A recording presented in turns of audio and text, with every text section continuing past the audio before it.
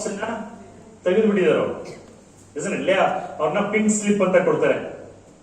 ನಾವು ಕೆಲಸದಿಂದ ತೆಗೆಯೋದು ಅಂತಂದ್ರೆ ನಮ್ಗೆ ಸೀನ್ಗಳೆಲ್ಲ ವಿಜುವಲ್ ಆಗಿ ಈ ಇದರಲ್ಲಿ ಟಿವಿ ಸೀರಿಯಲ್ ಇಲ್ಲ ಸಿನಿಮಾಗಳಲ್ಲಿ ತೋರಿಸ್ತಾರಲ್ಲ, ನಾಳೆಯಿಂದ ನಿನ್ ಕೆಲ್ಸಕ್ಕೆ ಬರ್ಬೇಡ, ಹಾಗೆ ರಾಜೀನಾಮೆ, ಈ ತರದ್ ಯಾವ್ದು ಡ್ರಾಮಾ ಇರಲ್ಲ.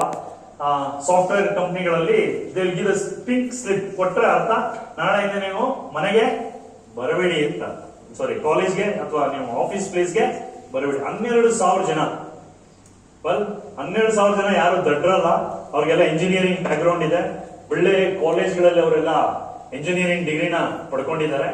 ಆಯ್ತಾ, ಅಂತವ್ರಿಗೇನೆ ಇವತ್ತು ಹೊರಗಡೆ ಬರೋ ಸ್ಥಿತಿ ಇದೆ because of AI related developments. So ಈಗ ಆ ಒಂದು ಬರೀ ಟಾಟಾ ಸಾಫ್ಟ್ಸ್ ಅಲ್ಲಿ ತಗೊಳ್ಳಿ, ಆಯ್ತಾ, everybody they are following the same thing. ಎಲ್ಲ ಕಡೆ ಆನ್ ಅನ್ ಆವರೇಜ್ ಇಡೀ ಪ್ರಪಂಚಾದ್ಯಂತ 1,20,00,000 ಜಾಬ್ಸ್ ಡಿಸ್ಟರ್ಬ್ ಆಗ್ತಾ ಇದೆ. TCS ಕಂಪ್ನಿನಲ್ಲಿ 12,000 ಜನ ಕೆಲಸದಿಂದ ಏನ್ ತೆಗೀತಿದ್ದಾರೆ, ಅವ್ರಿಗೆ ಅಂತ ಒಂದು ಕೌನ್ಸಿಲಿಂಗ್ ಸೆಂಟರ್ ಇಟ್ಬಿಟ್ಟಿದ್ದಾರೆ.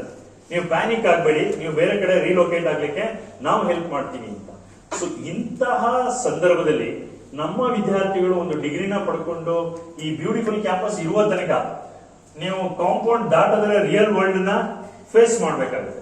ಆ ರಿಯಲ್ ವರ್ಲ್ಡ್ ಫೇಸ್ ಮಾಡ್ಬೇಕು ಅಂತಂದ್ರೆ ಜಾಬ್ ಮಾರ್ಕೆಟ್ ಹೇಗಿದೆ, ನಾವು ಓದ್ತಿರೋ ಡಿಗ್ರಿಗೆ ಜಾಬ್ ಮಾರ್ಕೆಟ್ ಹೇಗಿದೆ, ಆಯ್ತಾ, ಪ್ರೊಫೆಷನಲ್ ಲೈಫ್ ಹೇಗಿದೆ, ಅಲ್ಲಿ ಡಿಮ್ಯಾಂಡ್ ಅಂಡ್ ಸಪ್ಲೈ ಫ್ಯಾಕ್ಟರ್ಸ್ ಏನಿದೆ ಅನ್ನುವ ಬಗ್ಗೆ ಪರಿಕಲ್ಪನೆ ನಾವು ಇಟ್ಕೊಳ್ಳಿಲ್ಲ. ಸುಮ್ನೆ of course there is a saying ಏನಂತ, student life is golden life, isn't it? ಅದು ಗೋಲ್ಡನ್ ಲೈಫ್ ಯಾವಾಗ